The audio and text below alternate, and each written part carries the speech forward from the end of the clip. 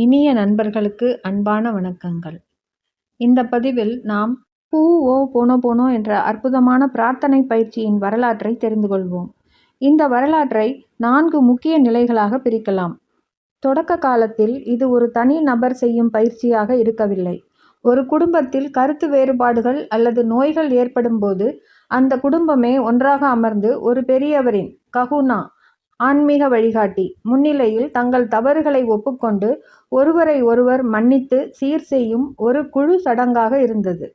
மோர்னா சிமியோனா இவருடைய காலம் 1913 1992 வரை. இவர்தான் நவீன ஹூ ஓ போனோபோனோவின் ஆதி தாய். இவர் ஹவாயை சேர்ந்த ஒரு புகழ்பெற்ற ஆன்மீக சிகிச்சை நிபுணர்.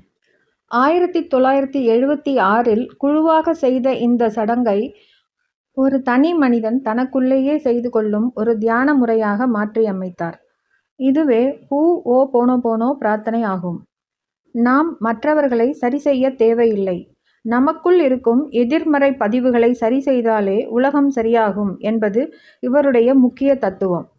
1983 ஹவாய் அரசு இவரை ஹவாயின் வாழும் பொக்கிஷம் லிவிங் ட்ரெஷர் ஆஃப் ஹவாய் என்று அழைத்து கௌரவித்தது.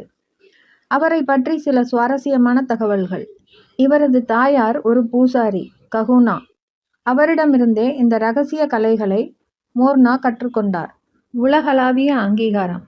ஐக்கிய நாடுகள் சபை, யுனைடெட் நேஷன்ஸ் மற்றும் உலக அமைதி அமைப்புகளில் ஹூ ஓ போனோ பற்றி உரையாற்றியுள்ளார்.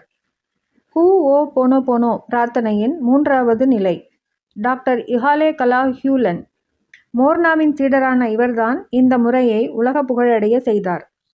ஒரு மனநல மருத்துவமனையில் இருந்த குற்றவாளிகளான நோயாளிகளை அவர் நேரில் பார்க்காமலேயே அவர்களின் கோப்புகளை பார்த்து கொண்டே தனக்குள் ஹூ ஓ போனோ செய்து அவர்களை குணப்படுத்தியதாக கூறப்படுகிறது. இவரிடமிருந்துதான் அந்த 4 மந்திர வாக்கியங்கள் உலகெங்கும் பரவின. வரலாற்றில் 4வது நிலை. டாக்டர் ஜோ விட்டேல். டாக்டர் ஹியூலன் அவர்களின் சாதனையை ஜீரோ லிமிட்ஸ் என்ற புத்தகமாக எழுதி அதை இன்றைய நவீன உலகிற்கு கொண்டு சேர்த்தவர் இவர்தான். சுருக்கமாக சொன்னால், தொடங்கியது பழங்கால ஹவாய் மக்கள். தனிநபர் பயிற்சியாக மாற்றியது மோர்னா சிமியோனா. உலகிற்கு அறிமுகப்படுத்தியது டாக்டர் ஹியூலன். புத்தகமாக எழுதியது டாக்டர் ஜோ விட்டேல். மோர்னா சிமியோனா அளித்த 12 நிலை கொண்ட ஆழ்ந்த சுத்திகரிப்பு ஹூ போனோ முறையை பற்றி அடுத்த பதிவில் விளக்கமாக பார்ப்போம். நன்றி, வணக்கம் நண்பர்களே. அடுத்த பதிவில் சந்திப்போம்.